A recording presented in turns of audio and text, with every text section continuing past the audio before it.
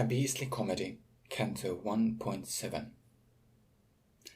Reclining on her pedestal behind the metal fence, a splotchy statue, marble flesh, was riddled with disease, and reaching for an apple with atrophic muscles tense, or other faint illusions which her pale existence ease, she had the form of addicts whom in ports I had beheld, disoriented, discomposed, aggressive with their pleas.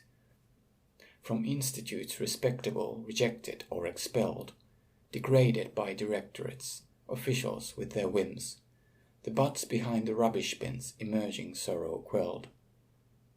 Dilated pupils, frozen dark, the shades with withered limbs, collapsed, rose up to walk again, but could not find the ways to harmonize with orthodox believers and their hymns.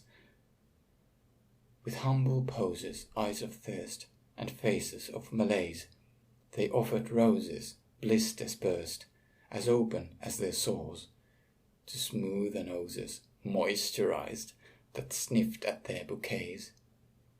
The beggars, crawling, judges cursed, denounced defective laws, in placards scrawling named the worst, yet staggered on the street, condemned by tribes that had disguised the weaknesses and flaws. I saw you, soldiers, marching on and wobble with no feet, in cities where the wealth escapes to fortresses of glass, and silver serpents dream about the safety of a Swede. How often did I ragged peers and shouting sisters pass, afraid because I recognized my fate could mirror theirs. From pavements wet a scream arose, "Oi wanker, kiss my arse!" where sailors searching for a sap disposed of faulty wares.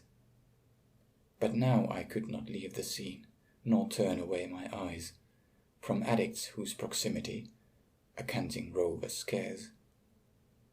Could self-destructive conduct make unhealthy seekers wise, the earth would be Elysium, our pleasures on the plain.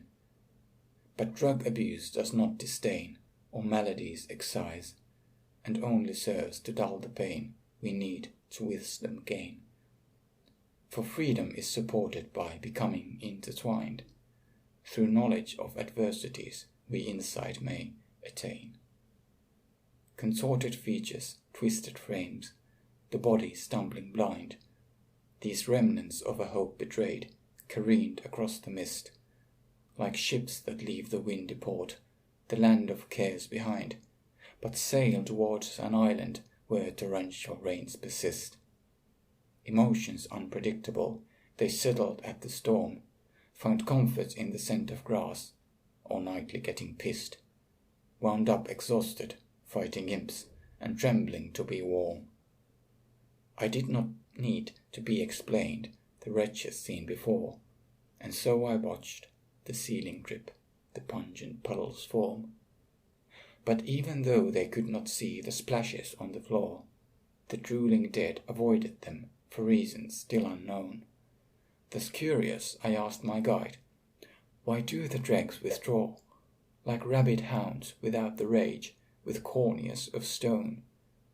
I recognized the vacant stares of those whom drugs sedate, liqueur or labor, lofty lies or entertainment shown, the deadening diversions which abilities negate, while inadvertence, negligence, and malice insincere diminish personalities, induce a soulless state.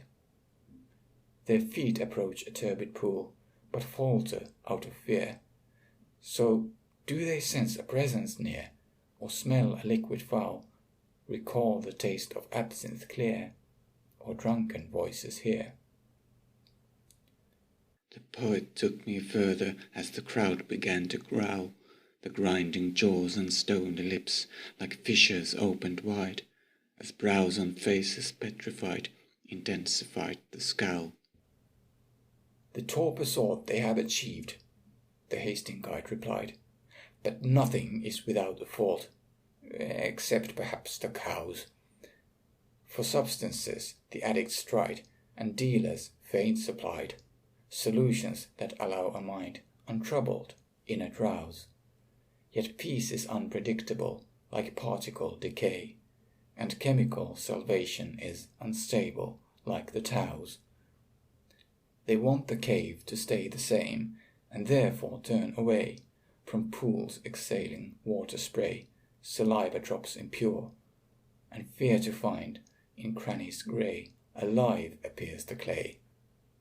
Narcotics look like remedies that liberty ensure, when only options left in life are opiate abuse, or lacking faith and confidence, alone and insecure, a sturdy chair, a hook or beam, forgiveness in a noose.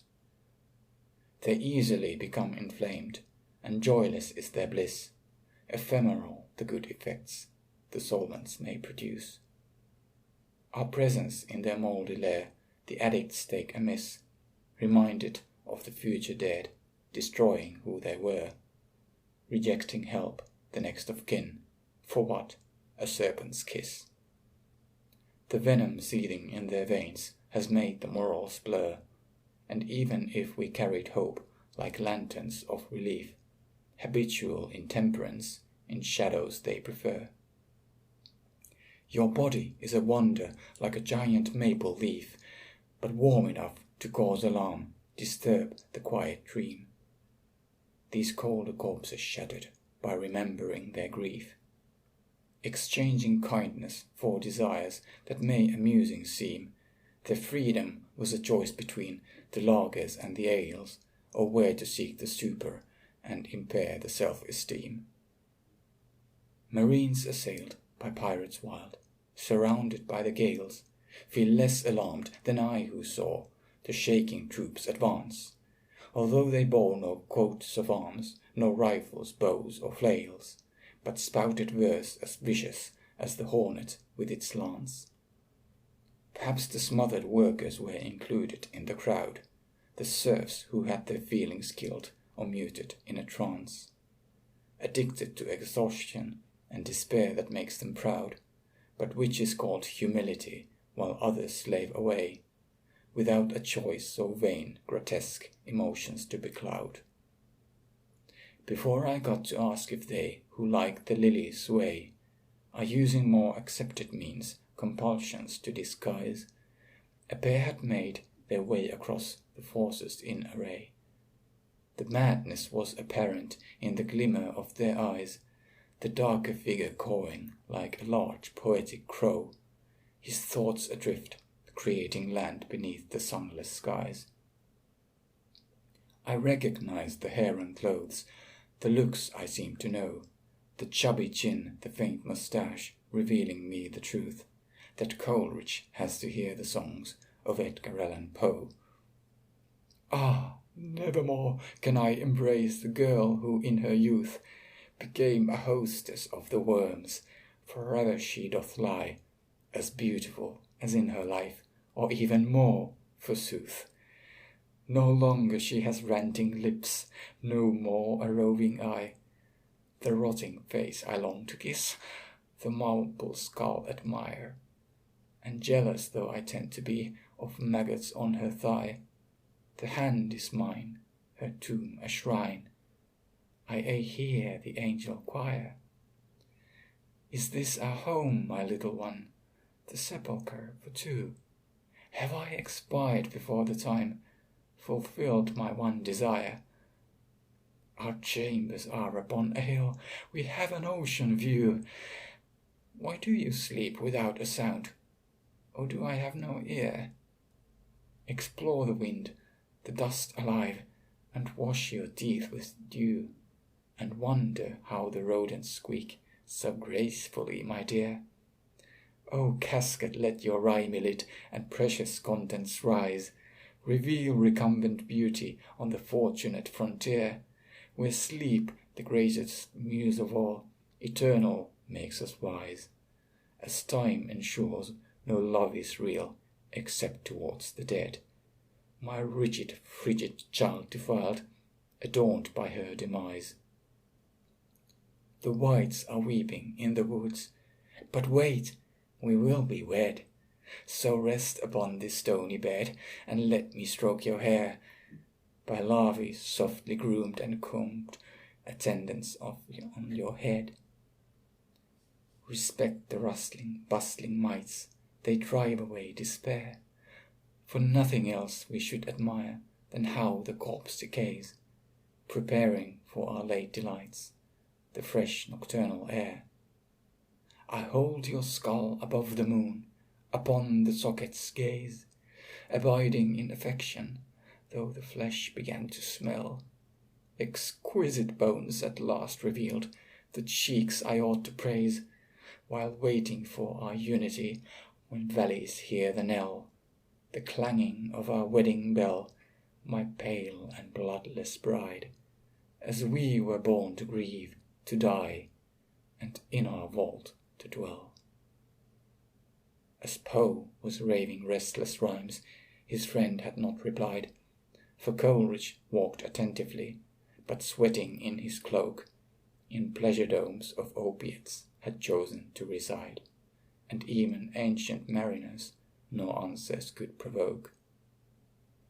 We ought to leave deluded men whose heads are full of fumes, declared the chum who with his thumb my stomach had to poke, for I was sinking in the words, in images of tombs, enchanted by the verse depraved, unsure if it was ill, to glorify the maggot which the fallen flesh consumes.